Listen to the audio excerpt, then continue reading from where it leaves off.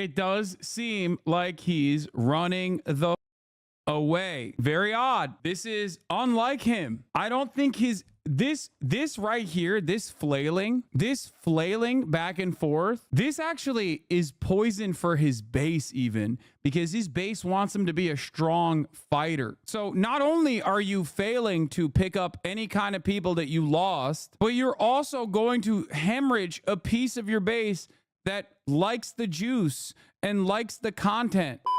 So Trump is now officially hitting the battleground states as Harris sees boost after the DNC. Let's take a look at what's going on. Obviously, there's constant polls coming out. We got 70 days until D-Day, okay? Or E-Day, Election Day, 70 days out. A lot can change in 70 days.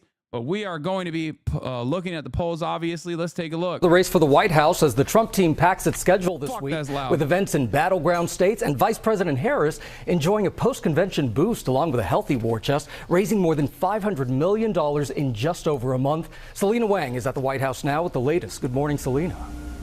Good morning, Gio. In just over a month, Vice President Harris has completely upended this election. She's gaining ground over Donald Trump in the polls and in her fundraising. To counter her rise, Donald Trump is stepping up his campaigning, blitzing through battleground states this week. This morning, Donald Trump preparing to storm the battleground states that will decide this election. The former president struggling to define his opponent, rallying supporters later today in Michigan before hitting Wisconsin and Pennsylvania later this week, hoping his new endorsement from independent candidate Robert F. Kennedy Jr. will give him a boost, with Vice President Harris erasing his lead in the polls. He has a lot of votes that he could have gotten. I think he's going to have a huge influence. The former Democrat now suspending his campaign that was in part fueled by conspiracy theories around vaccines and COVID. We talked about not about the things that separate us because we don't agree on everything, but on the values and the issues that bind us together. Bro, this dude literally called him a sociopath like a month ago, okay, on television. RFK is such a deeply unserious person. I think it's hilarious. I love him, okay? Isn't suspending your campaign in exchange for a cabinet position a crime? No, dude, it is not a crime. Why do people think this is a crime? I'm so shocked that people no, it is not a crime. Are you guys like not American or something? Like, what's going on? It is specifically it's something that it is how things work in the primaries, especially. Like, it happens all the time. The things that sound illegal but aren't for 500. I don't really know. I don't really know. Does it even sound illegal? Maybe my brain is so broken from covering American politics because you said it was one time. I don't have the clip, but I swear to God you did. I never said it was a crime. I said the exact opposite. People have been claiming that it's a crime nonstop in my chat for some weird reason. I don't know why. Did you know RFK's son is a Hasanabi head? I do. I did know that. Yes. I was shocked to find out. I don't know if it's a misinformation campaign or what, but there's posts on social media claiming this. What is this? What is this? Code 599, promise of an appointment by candidate. Whoever being a candidate directly or indirectly promises or pledges the appointment or the use of his influence or support for the appointment of any other person or any public private position of employment for the purpose of procuring support in his candidacy shall be fined. Yeah, I don't think anyone has ever used this statute. I didn't even know this existed. Literally, this is half of the cabinet appointments would be in jail if this was applied. I've never heard of this. I did not know this. And it's from what is it? Is it from 1948 originally? Imagine ordering donuts so poorly that they start trying to replace you with a brainworms guy. I know. This is the 2024 ticket, says Benny Johnson. The way this law doesn't even recognize women holding office. I mean, you just say they're being appointed on merit and no one questions it. The bar to prove guilt on that would be so high. Yeah. Relevant WAPO. Yes. Yes, Donald Trump can announce whom he would appoint. Dylan Matthews of Vox, among others, has suggested it might be illegal for Trump to announce his would-be cabinet. Trump can rest easy. He can announce his choices, and there's no good legal argument otherwise. As Mitu Gulati and I pointed out in a paper entitled, Mr. Presidential Candidate, whom would you nominate? The relevant statute is ambiguous, and more importantly, applying the statute to a public promise like this one would run afoul of the First Amendment. Yeah, this doesn't make sense. Historically, people do in the primaries all the time. It just doesn't make any sense. I've never heard, in my experience, covering politics, I've never heard of someone applying this statute seriously to any kind of candidate whatsoever. As we note in our article, there's a textual ambiguity in the statute. The trigger for the statute is procuring support in his candidacy. Is this trigger procuring support from the public for his candidacy, or instead procuring support from the potential nominee, or perhaps the potential nominee's associates for his candidacy? Like, there's a ton of weird laws out there, man. Not all of them are applied evenly. Not all of them are applied at all. As a matter of fact, this is one of those things where it's like, I don't think people apply this at all. People don't consider this at all. It's only a fine anyways, not jail time. Look up US Code 600. That one's slightly different, but a lot more applicable. Yeah, like in Texas, it's illegal to own more than 6 dildos. Yeah, there's like really funny laws like that. It doesn't really matter. I don't know if you know this, but like historically speaking, people have routinely dropped out in an effort to get quid pro quo cabinet positions. Pete Buttigieg, for example, our transportation secretary, straight up got that job because he dropped out. I'm like, I didn't even know this law existed, but I don't think this is a thing that has ever been applied. Now, liberal media and libbed up courts that hate our beautiful president, who is still the current president and will be running for his 3rd term now, our shadow president with his shadow cabinet, they want to take him out. They want to take him out because he's standing in the way of all of those who want the corporate tax rate to be even lowered, okay? For all of those who want the top marginal tax rate to be even lowered because it's far too high, okay? People like myself, that is. They might come after him because the deep state's coming after him because he's standing in the way, right? They might try to like get super libbed up and use this for the first time ever. I think it's a mistake. They probably should let this one go, considering that it will only reaffirm that people are unjustifiably tackling this issue when there is a million other like overt displays of the same exact quid pro quo type shit happening on the Democratic Party as well, and also throughout American political history. So, you know, it's dumb. All right, let's continue. Ramping up his campaigning to counter Harris's rise, her campaign reporting they've raised more than $500 million in just over a month, with the most donations pouring in the hour after her acceptance speech at the Democratic National Convention on Thursday night. Harris striking a moderate tone, trying to appeal to independents. I will never waver in defense of America's security and ideals, because in the enduring struggle between democracy and tyranny, I know where I stand and I know where the United States belongs. God damn. As part of his new offensive, Trump trying to strike a new tone on one of his biggest vulnerabilities, abortion, writing over the weekend that his administration would be great for women and their reproductive rights. This after months of boasting that his picks to the Supreme Court helped overturn Roe v. Wade. His running mate, Senator J.D. Vance, now committing that Trump would not sign a federal abortion ban, something Trump has repeatedly waffled on. Would he veto it? Well, I think it'd be very clear he would not support it. I mean, he said that explicitly. Yeah, I mean, if you're not supporting it as the president of the United States, you fundamentally have to veto it. So he would veto a federal abortion ban? I think he would. In response, the Harris campaign says the women of America cannot trust what Donald Trump and J.D. Vance say because they've already seen what Donald Trump and J.D. Vance have done. I mean, how is this any different than literally Democrats saying that, like, this is, oh my God, this is the perfect mirror image of the Democrats trying to retriangulate their positions on immigration by capitulating to right-wing framing and pushing for a right-wing border bill. How is that any different? This is the exact same thing playing out on the issue of immigration, okay? It's literally the flip-flop. No Republicans believe that like Democrats are actually going to control immigration, okay? Just like no Democrats believe that Republicans are going to be less restrictive on abortion. Like, they own it. That's their problem. They did that. So it doesn't make any sense that they actively try to change the dynamic. Abortion is more of an ingrained issue in GOP politics than immigration is in Dem politics. I don't think you've ever talked to Republicans in the way that they analyze the Democratic Party on immigration. It absolutely, bad day to be a Zin. Yeah, I'm sucking it down, dude. Lip pillows all day. It's always a bad day at the Hasanabi broadcast to be a Zin. It's been a wish-wash since forever. Not in the way that most Americans analyze it. Like, even in the last election cycle, like, think about it, dude.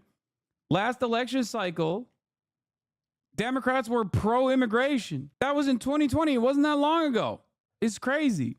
Trump ripped away women's freedoms in all 50 states by overturning Roe. Harris is also getting back on the trail this week with a bus tour through battleground Georgia, but she's also focused on debate preparation ahead of her first face-off with Donald Trump on ABC News on September 10th. Sade? Okay, so just over 2 weeks. This is devastating. Donald Trump's campaign is casting doubt on whether or not there is going to be a September debate. I'm actually kind of upset. If Trump does this, he is washed, brother. Let me tell you something. This is devastating for many different reasons. One, I'm going to go pee real quick, but I'm going to tell you right now, he better not.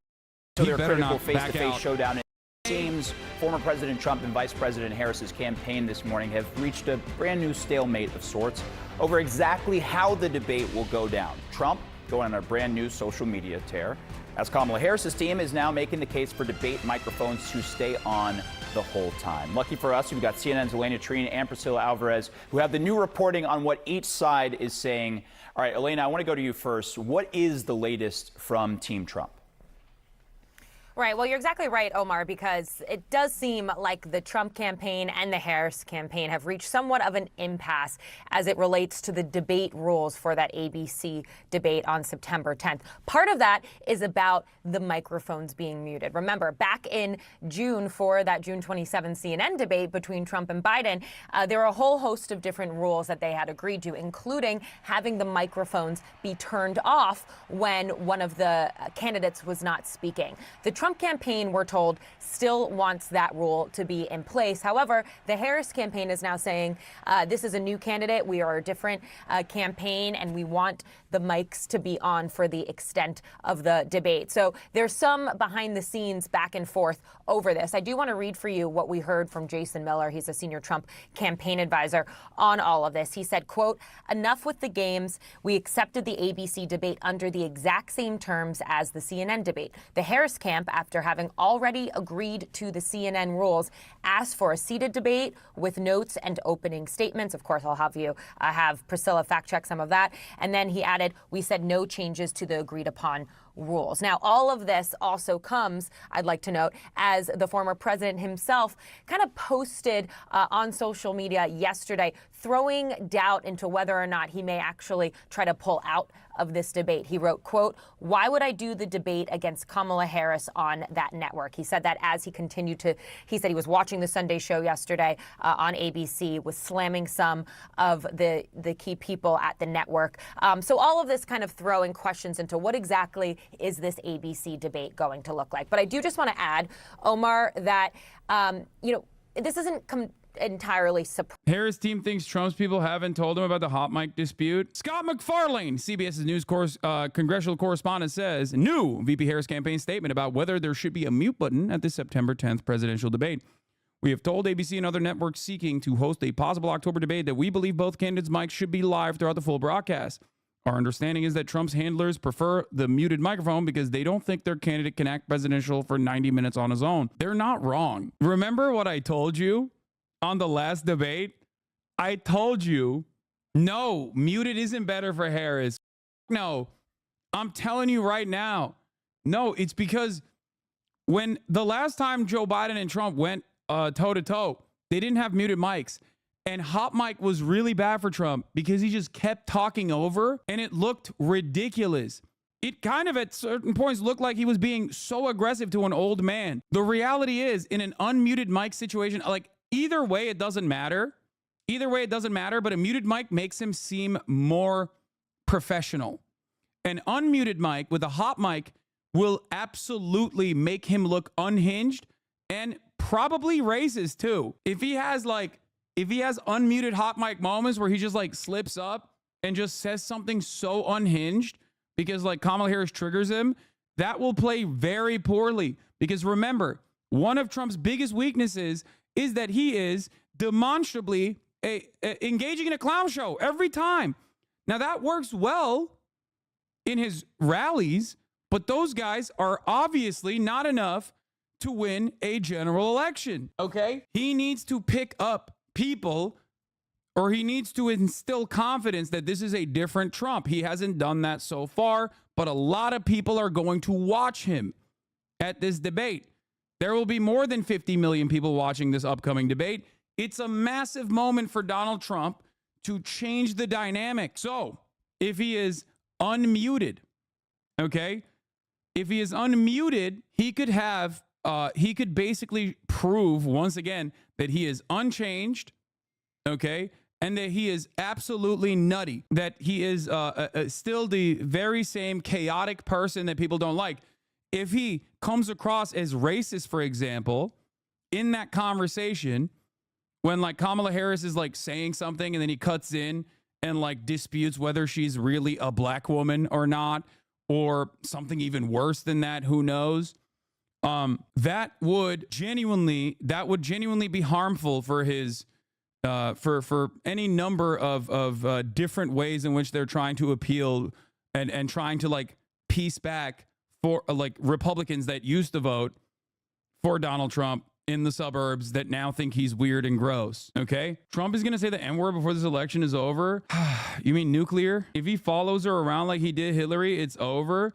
So that's the thing. Trump was able to dunk on Hillary because Hillary was genuinely less likable than Kamala Harris, because Hillary Clinton is, Epstein affiliate, representation of the old guard. Donald Trump was an anti-establishment candidate with more moderate positions on war, right? And didn't have a lot of the baggage that like other Republicans did. Hillary Clinton was hated and despised for years and years before she even got to that point. Whereas Kamala Harris is not. And there is not a lot of time to build enough oppo on Kamala Harris. Not to mention the Clintons created the Rust Belt with NAFTA. Yeah. So anti-establishment law, chat. I'm not saying Trump is actually anti-establishment. That would be delusional. I'm simply stating that he presented himself as such. And there's a lot of staying power to that, even nowadays, with the unaffiliated, uninitiated. People like Theo Vaughn, for example, still think like, oh, well, you're not a part of the establishment, sir. They still say that. It's so funny to also still claim that when he was the president. You can't be anti-establishment when you were leading the establishment for 4 years. My family members still repeat that he's not a politician line. That guy's crazy. I know. You have to understand that, right? Our understanding is that Trump's handlers prefer the muted microphone because they don't think their candidate can act presidential for 90 minutes on his own. We suspect Trump's team has not even told their boss about this dispute because it would be too embarrassing to admit they don't think he can handle himself against Vice President Harris without the benefit of a mute button. This is actually pretty solid. Like this is cutting in a way that will piss off Donald Trump. I can't believe that this is what the election cycle has come to, which is like appealing to the thin-skinned narcissistic tendencies of one candidate over the other. But it's a solid play, in my opinion. And I do they're belittling him. They're poking the bear. They're baiting him. It's basically akin to the crowd size conversation, right? It's like, obviously, who gives a shit? But there is one guy who does, and one guy who won't let it go, and one guy who will actually consistently talk about crowd sizes. Do you understand what I'm saying? You get him talking and he takes himself down, basically. Yeah. So yeah, here is Megaphonics. I have your link, my man. I got it. I'm going to play it now. Thinking about my favorite unmuted mic moment from the third debate in 2020. We have a lot more questions to get to. So let's hear from the vice president. I have a number more questions. I don't know where he comes from. I don't know where he comes up with these numbers. $100 trillion. Queens. Not even that good of a link, Megaphonics. Wait, I am dumb. I thought the muted mics were to prevent people from steamrolling over one another. Yes. The reason why they did the muted mic situation, this is straight co-op. Trump is not going to talk about crowd sizes with Kamala. He's just going to talk about the border. I don't know what liberals are saying. No, dude. He's not going to talk about crowd sizes with Kamala Harris on the debate. That's a separate conversation that plays along the same thing that I'm saying, that like the Kamala Harris campaign is belittling Trump in ways that Trump cares about. If they call him an authoritarian or a dictator, that doesn't, like, he doesn't give a shit about that. His base doesn't give a shit about that. That's not going to move the needle, because that, like, presenting him as a scary person, it plays well to certain aspects of the base, like the broader electorate, but portraying him as a scary person is something that he takes advantage of. He wants to be a scary person. He wants to make the libs be fearful of him. That negatively polarizes a lot of people who also hate liberals to go and say, well, I like that. But when you actually when you actually humiliate him, you deflate him. Okay? When his ego takes a hit, that's something he cares about. And you end up handicapping his campaign because instead of talking about the border, he starts talking about crowd sizes. I'm not saying they're going to talk about crowd sizes at the debate, but this way of talking about the upcoming debate and saying Trump can't control himself, how humiliating, how embarrassing for him, I think is another thing, like putting him at odds with his staffers. Okay. Putting him at odds with his staffers is a good move because it is another instance where Trump will go out and regularly talk about how his staffers tell him not to make personal attacks against Kamala. Right? Like he does that all the time. That plays well to his base, like his hyper-focused, locked-in MAGA cult. That plays well to the base, for sure. But that doesn't play well to the additional people that he's trying to bring to his side.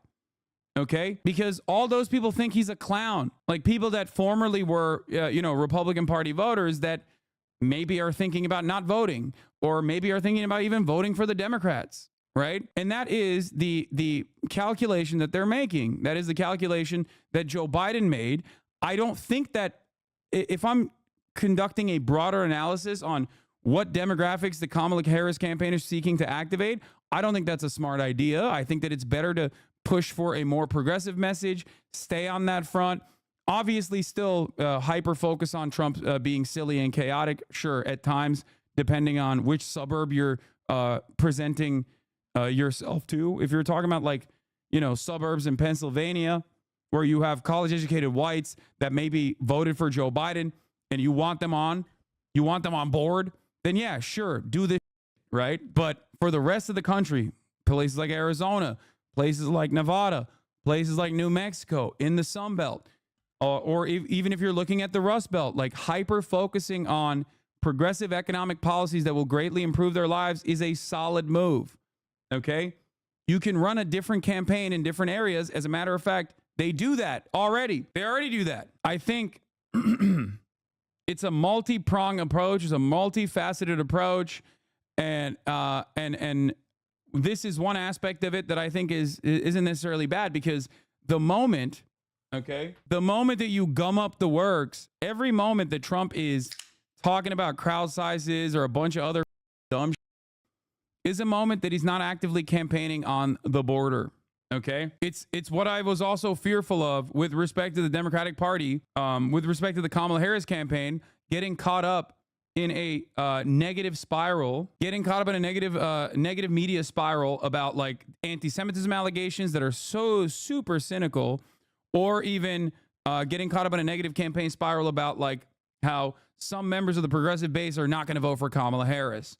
Some members of the progressive side of the Democratic Party's base are not going to vote for Kamala Harris over Gaza or over a number of different issues. That ends up cutting into the limited amount of time you have to do progressive, or rather not progressive, positive campaigning. It's the Corbyn spiral, as I like to call it. Corbyn was fairly popular, and he did not triangulate adequately and have a firm, hardline position that he committed to on Brexit, but he also didn't have enough time to do that because he was always talking about anti-Semitism. And when you do that, when you get caught up in that, you don't have time in the media to talk about why people should vote for you, okay? It's not good. And the same could happen to the Kamala Harris campaign as well. If they get caught up in like the anti-Semitism allegations, all like they're cooked. That takes away from the positive campaigning that they could be doing about what their policies are and what they're going to do for the American people that might not want to vote for them, but might actually come out and vote for them regardless. Anyway, here's Donald Trump talking about the hot mics, the muted mics during the debate. Okay. Would you want the microphones muted in the debate whenever you're not speaking? Bro, he looks so skinny, it's like creeping me out. He's starting to look like a different person, dude. We agreed to the same rules. I don't know. It doesn't matter to me. I'd rather have it probably on, but the agreement was that it would be the same as it was last time. In that case, it was muted.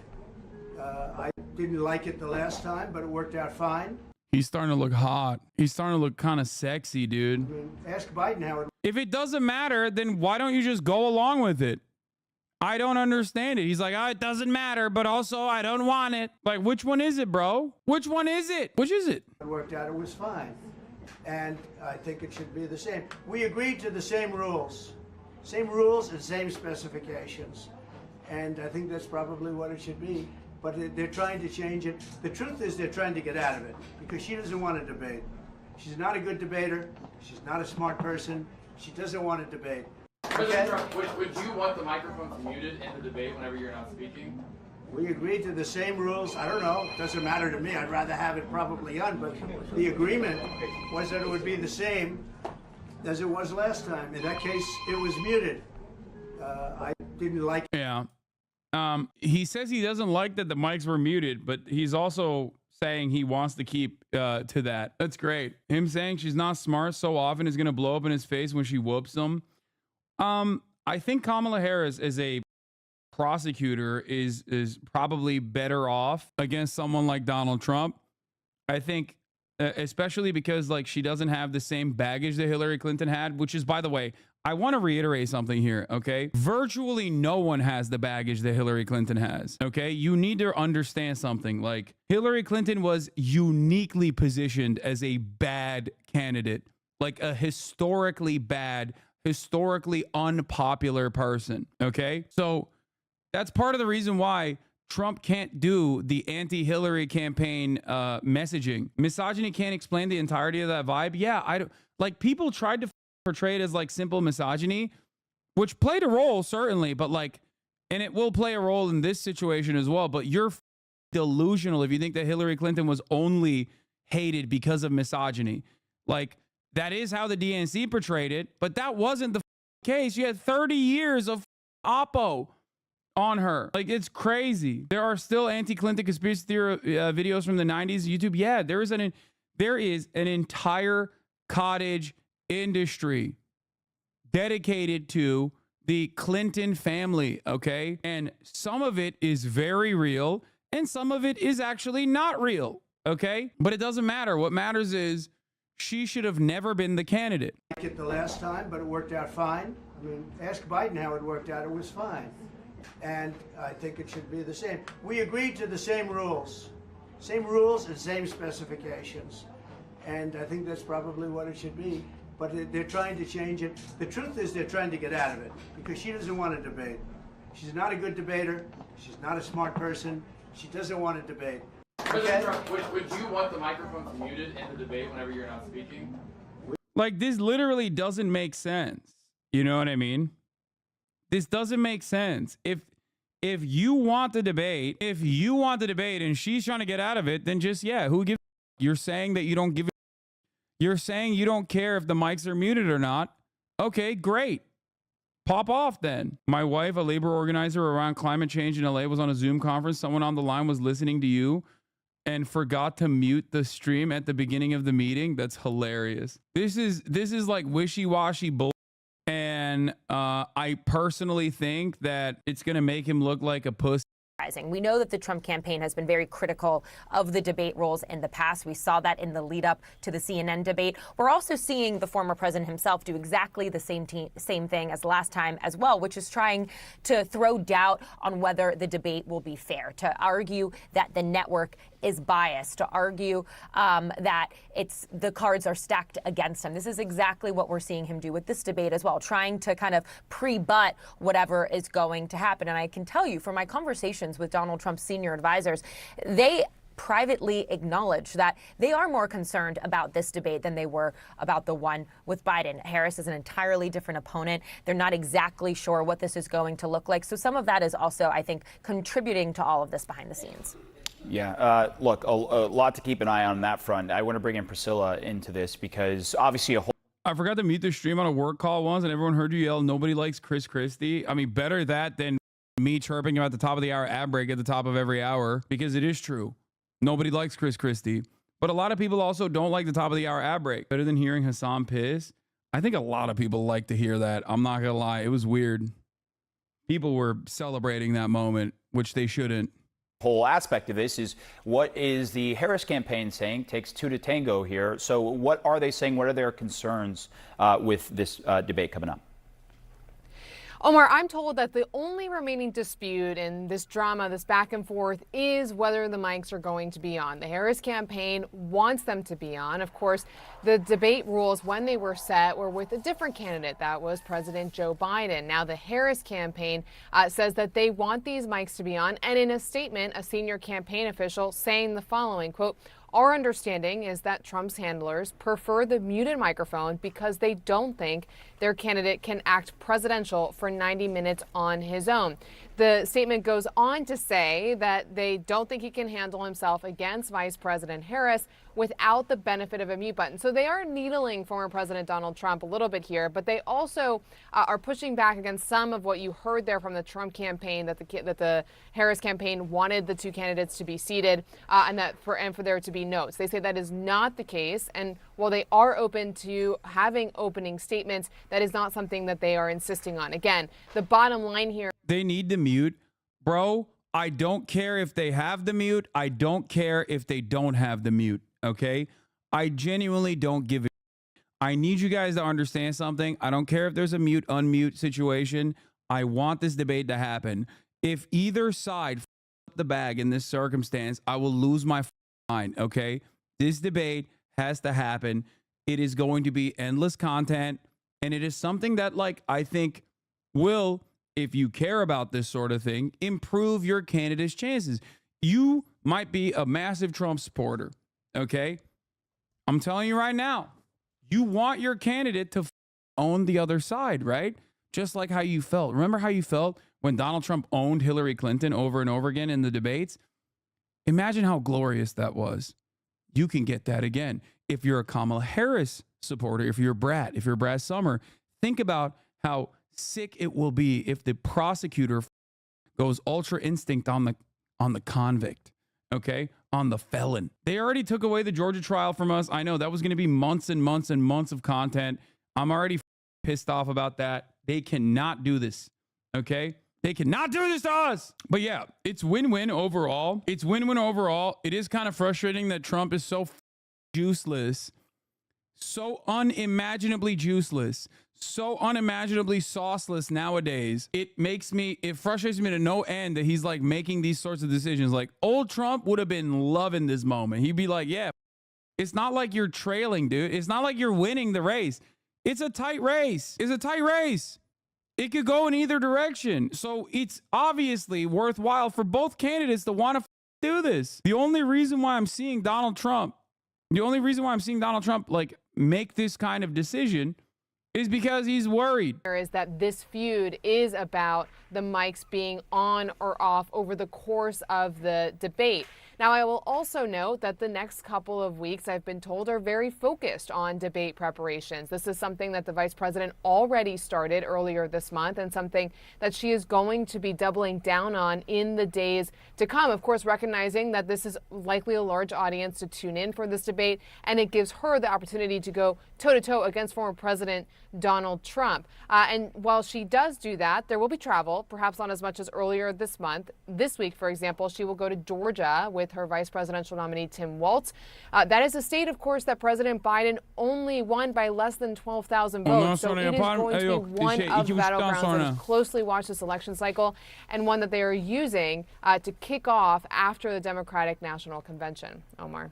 And Priscilla, obviously one major question that has been circulating over the course of the quick launch of her campaign, now post DNC, is prior to this debate, will she sit down for an interview and answer some questions over potentially some of her changed past positions? Do we know the latest on that front at all, if there are any plans on the books even? They have not yet provided any details on when exactly that will happen. But as you know, the messaging from the campaign was that there would be an interview before the end of the month. Of course, the month ends this week, and we still don't yet have any clarity on when or if she will be doing that sit-down interview. But certainly that is an observation that many have made, because a lot of the campaign over the last month has been very choreographed with these stops, these rallies, the Democratic National Convention. So while she has spoken to press over the course of those rallies and gaggles as rallies end, she has not yet done that formal sit-down interview, which would be less choreographed simply because it is an interview. So you would have the journalist asking the questions there. So we're still waiting to see if we get more details on that. But certainly the timeline that was provided earlier this month is coming now to a close. Yeah, lot to keep an eye on, especially as both of these camps end up heating up their campaign blitz, I guess is fair to say. Priscilla Alvarez, Elaine Treen, thanks to you both. Donald Trump and Kamala Harris had both agreed to a debate on ABC News on September 10th. That's just 2 weeks away. But now Trump is giving an impression he may have changed his mind. In a post on Truth Social on Sunday, Trump attacked ABC News for a segment he didn't like and asked, quote, "Why would I do the debate against Kamala Harris on that network?" It does seem like he's running away, dude. It does seem like he's running the away. Okay? Like, very odd. This is unlike him. I don't think this right here, this flailing back and forth, okay? This actually is poison for his base even, because his base wants him to be a strong fighter, okay? His base wants him to be a strong fighter. His base wants him to call Kamala Harris, slurs. So not only are you failing to pick up any kind of people that you lost, okay, from 2016 to 2020, but you're also going to hemorrhage a piece of your base that likes the juice and likes the content, okay? No, his base don't care, doesn't. No. His base obviously is cult-like, and they will go wherever he goes. But there are still people in his base that are like, yeah, I like that he's a fighter. Okay? This causes them to feel a little bit embarrassed. This causes them to feel like he's no longer got the juice and the sauce. If you're a strong man and your charisma is what is keeping so many people motivated in voting for you, this is going to cut away at the enthusiasm, especially when people start chirping about how scared he is, okay? This gives a wonderful opportunity to every Democrat to be like, yo, where's your scaredy cat ass president? I thought he was a big baller. Cope Hassan Chatter is right. His base wants him to avoid bad fights. You're wrong. You're wrong. It worked in the primary because he had 40 points on whoever was coming after him. This is a tight race, brother. It worked in the primary because he was going up against Republicans and he already had 30 points, 40 points on whoever was trailing behind. Ron DeSantis was ass. You're wrong. It's not a bad fight at all. His base doesn't see this as a bad fight. And Trump can't say that this is a bad fight. Trump can't present this as a done deal. He can't present this as a done deal for two reasons. Number one, if he says it's a done deal, this race is in the bag, then that cuts away at the enthusiasm, or rather that cuts away at that depresses voter turnout, because he has to say like, this is a close race. You got to come out and vote. That's why he keeps repeating over and over again. November is really important. We're going to win, but we're going to win by such large margins. And I want every single one of you to go out to show America that like we have, we have the juice, right? He's trying to do that. He's trying to play that song and dance to make sure that he doesn't press voter turnout at all. Because if people think like, oh, it's in the bag, some people are going to be like, oh, well, I'm not voting today, right? And you can't have that. The other reason why he can't say that he's carrying this race is because there are no polls showing he's carrying the race. Like even Rasmussen shows him by winning within a margin of error. You know what I mean? There is nothing that shows that he's like got this in the bag. Rasmussen is the one right-wing poll that he consistently brings up. And even on that one, he's not up that much. He's up by like 4 or 5 points. You're right. He's either chosen or unstoppable in his base's eyes. Yeah. If he says personally, oh, I got this in the bag, I'm leading by 30. Well, that's obviously false. Maybe I'm dumb, but wasn't that how it was in 2016? Yes, but this is not 2016. We live in a post-2020 world where Trump lost already. Like, look at this. This is a right-wing pollster. Kaplan Strategies, generic ballot, Dem 44%, GOP 41%. Favorability, unfavorability. Harris nets at +4. Waltz is at +4. Vance is -10. Trump is -12. Harris is 52% to Trump's 45%. Like, this is outside of the margin of error. The margin of error here is 2.8%, give or take. This is also crazy because it says Trump is less than Vance, which shocks me. The only way I foresee this like resembling 2016 at all, even though it's a post-2020 world that we live in, is if, nah, Hassan, you're wrong. It's a bad fight. Trump knows it. He has good instincts, and so do his base. Wait, what? If you think the Trump base has good instincts, you're delusional. Donald Trump secured a lot of Obama to Trump voters, secured a lot of voters that he activated a lot of voters in the general. That is the reason why the polls were cucked in 2016. They corrected that mistake in 2020.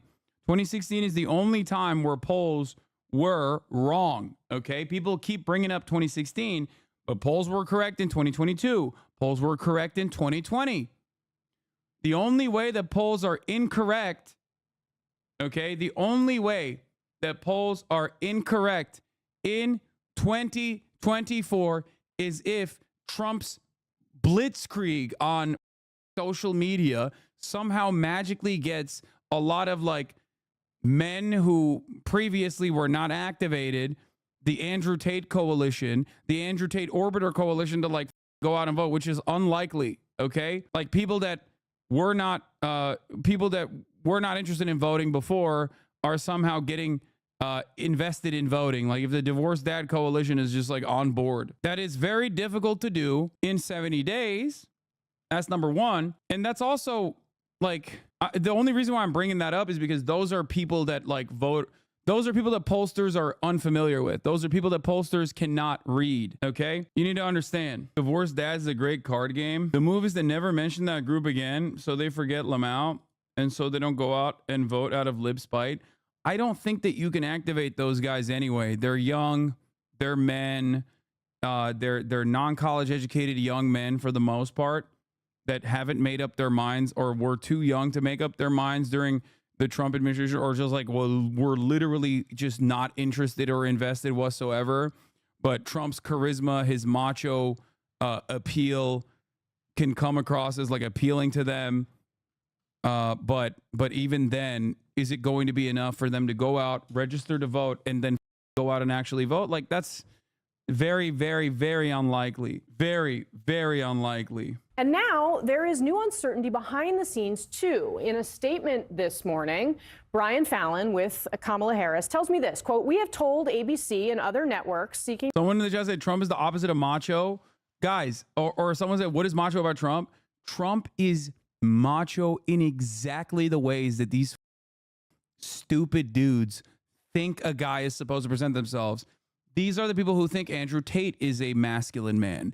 These are the people who think masculinity is a substitute for confidence, and they literally respond to shapes and colors. They do not think deeply about what is actually real masculinity, or rather what real confidence looks like. Okay? Trump is a loser. He is a thin-skinned, insecure loser in many respects. And he overcorrects for that by constantly being misogynistic, constantly portraying himself a certain way. That appeals to a lot of other insecure losers. Okay? Those dudes who go to Hooters and think the servers like them. Exactly. Hassan's right. I can't see playing well to his base. He's just amplifying the negative impact it's going to have if he bombs his performance on stage. His whole shtick is fearlessness against the swamp, and this paints him as a wuss. I hope the debate happens. If he's as nervous as it seems with these recent unhinged interviews and debate hesitations, it might be the final nail in the coffin for his campaign. Yeah, if he doesn't do the debate, he looks like a and liberals keep making fun of him in a way that will cut across his base, in a way that could technically depress voter turnout for him. Okay, it definitely will cut across the enthusiasm because he has obviously crafted himself as this like strong fighter. You can't do that. You can't present yourself as a strong fighter and then literally not do a debate against someone like Kamala Harris, who you're saying is a dumbass, who you're saying is a DEI pick. You should be able to run the table. You should be able to destroy her if that's the case. Okay? 100%. There's a ton of those people, men specifically, who are constantly suffering due to the financial burdens due to the economy, with a lot of anger and don't necessarily understand why it's happening and feel like Trump will fix it even though he won't. Yeah, absolutely. Economic instability and a lack of future prospects creates a volatile environment where young men especially can find themselves in the throes of reactionary sentiment, reactionary politics. That is at the heart of this conversation. Historically, that is also how fascist movements have mobilized. Okay? Are you doing by your logic for Republicans, bro? Wait, what? To host a possible October debate that we believe both candidates' microphones should be live throughout the full broadcast. Our understanding is that Trump's handlers prefer the muted microphone because they don't think their candidate can act presidential for 90 minutes on his own. We suspect Trump's team has not even told their boss about this dispute because it would be too embarrassing to admit that they don't think he can handle himself against Vice President Harris without the benefit of a mute button. Now, of course, let's remember that Harris has used hot microphones to her own advantage in debates past. Watch. I'm speaking. I know. That's great. This is important. Susan, I want to add, but Mr. Vice President, I'm speaking. I'm speaking. Appeal the Trump tax cuts. Mr. Vice President, I'm speaking. Well, wait. I'm speaking. If you don't mind letting me finish, we can then have a conversation. Okay? Please. Okay. And that, of course, Alex. The difference, of course, is that Mike Pence is like already around a woman without mother being in close proximity. So he's going to fucking, he's going to be way more agreeable. Trump, on the other hand, will not be. And he'll pop off, which will look bad, right? On the one hand, it'll look good to his base because he's strong, okay? He's sticking it to her, right? He's a fighter, right? But on the other hand, there's a ton of people that Trump is trying to captivate in this situation to show a different side of Trump, okay? He's not going to win new voters. And if he's not going to win new voters, then he's cooked, okay? I think ultimately it doesn't matter whether the microphones are muted, whether the microphones are not muted. It still doesn't matter. This is good for Harris and bad for Trump. Obviously, if the microphones are muted, Trump automatically looks more presentable, right? He automatically looks more presentable, looks more presidential for those who desperately want to believe that he has that dog in him, that he could be that moderate person somehow, even though he's obviously not. But again, the median voter is a idiot, as you guys know, and responds to shapes, colors, sizes, and also vibes. That's why I think his team wants the mics to be muted. Became a sort of iconic moment for her, like it was plastered on T-shirts, etc.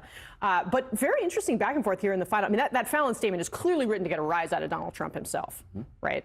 Yeah, I mean, after this summer, let no one ever say again that debates do not matter, which is why you are having this fight over these small. No, debates do matter in this situation. This is a unique race. Okay, debates were so consequential in this race that Joe Biden had to drop out. Okay, that's number one. Number two, debate in this circumstance is also uniquely consequential. Oh, that's what he said. He said never say they don't matter. Oh, I misunderstood him. Donald Trump himself, right? Yeah, I mean, after this summer, let no one ever say again that debates do not matter, which is why you are having this fight over these small details. Now, sorry, I was yelling at my dad. He's also right. Really interesting is not just that she's used the hot mic to great effect in the past, but also you have to remember Joe Biden wanted the mute button for the first debate. They set those rules for that first debate, and because they didn't want a repeat of the first debate from. No, not yelling at him like in a mean way. I was like trying to get his attention. Chat, calm down. 2020, when Trump just sort of ranted and raved. So this was the Joe Biden's idea. The problem was that then the Trump campaign was like, okay, we're actually going to like make him, as Fallon indicated, disciplined. and it actually made him seem more sober than he often comes across. Yeah, what do you think? I mean, look, when Kamala took over the ticket, they're trying to have it both ways. Because remember, when Kamala took over the ticket, they told the Trump campaign, we've already agreed to the ABC debate on September 10th. And they were like saying, well, we can renegotiate a little bit on what the debate is. Now they're flipping it and saying, well, just because you agree to the debate doesn't mean we agreed to the rules. Look, she wants the hot mic moment because what she's had, if you remember the first debate with Joe Biden, the I'm speaking, she loves to create these little memeable moments that, are kind of based off stock lines that she's practiced and kind of her team is prepared for. They're already the t-shirts printed up. So she's trying to draw out Trump with some of this stuff. Yeah, at the end of the day, though, does this really matter? When they go to debate, the American people deserve a debate. They deserve to hear the issues being fought, to have a discussion. So I don't think at the end of the day this matters. I think it's just more political insider baseball stuff. It's fun to talk about all the things. 3 weeks. It's what we're going to talk about the next week. But at the end of the day, it really doesn't matter. I think the important thing is to have a debate and to have them have a discussion about the issues. Now, in the interest of being fair and biased, let's take a look at what the real news is saying.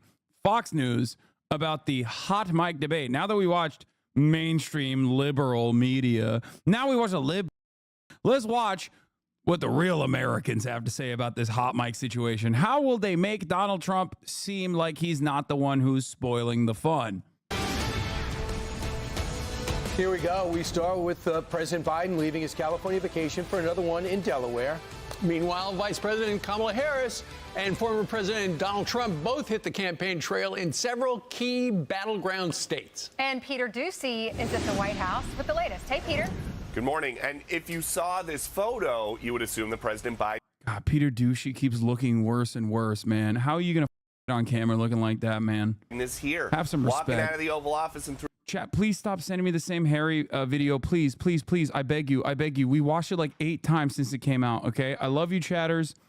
Please, I know I look concerned, okay? I know I look concerned. Sometimes chatters don't get the message, After the 3rd spam, know that I'm like purposely not looking at it.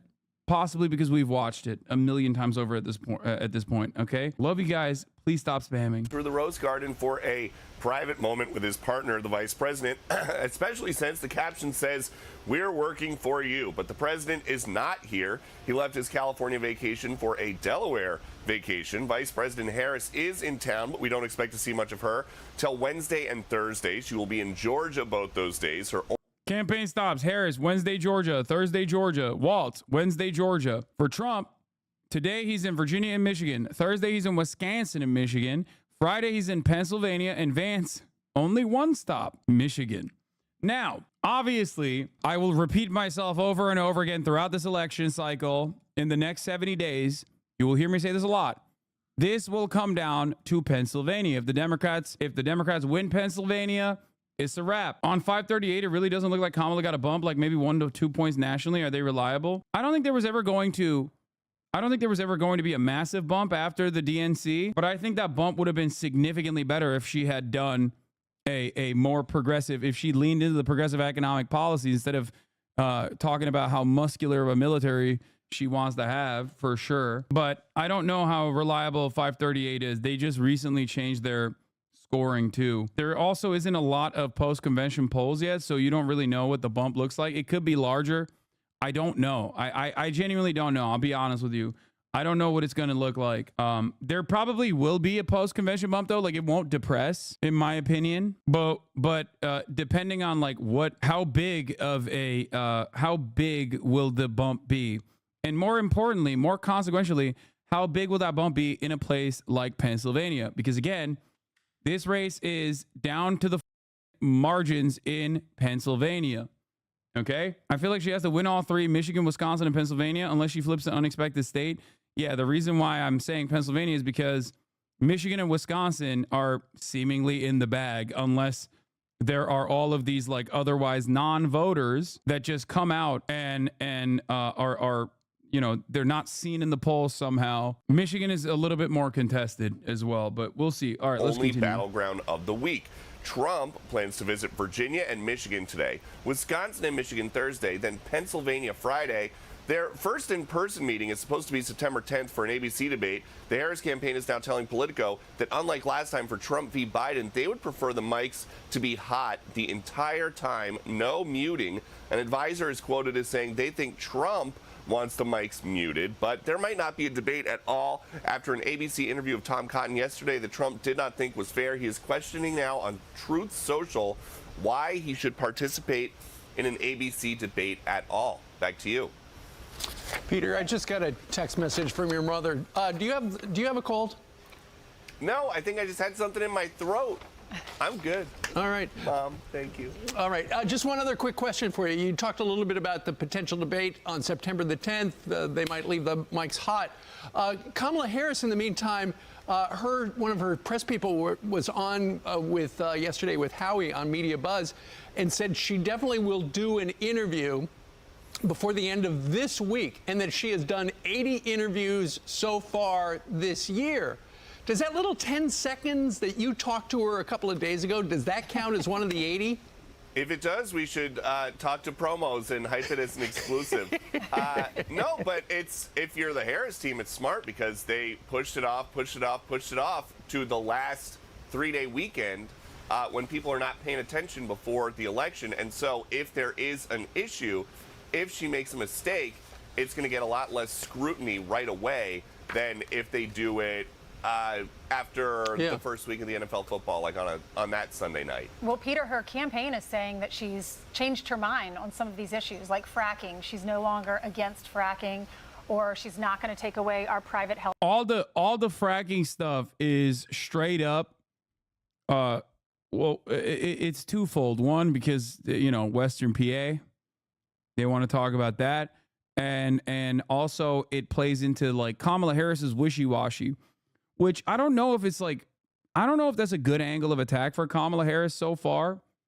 But I would like to see firm commitments to policies from Kamala Harris. I think, come on, it's 70 days, right? What the are we doing? And then they can be like, oh, she said yes to Medicare for all. Now she's saying no. She was the border czar, and now she wants a border bill, blah, blah, blah. Like all this. It depends on if it's like sticky enough.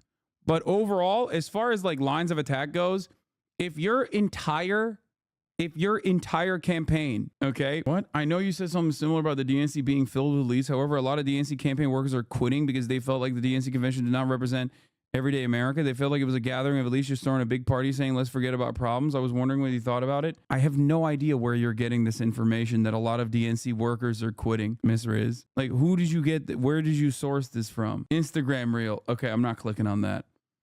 Okay, I'm sorry. Not even a TikTok.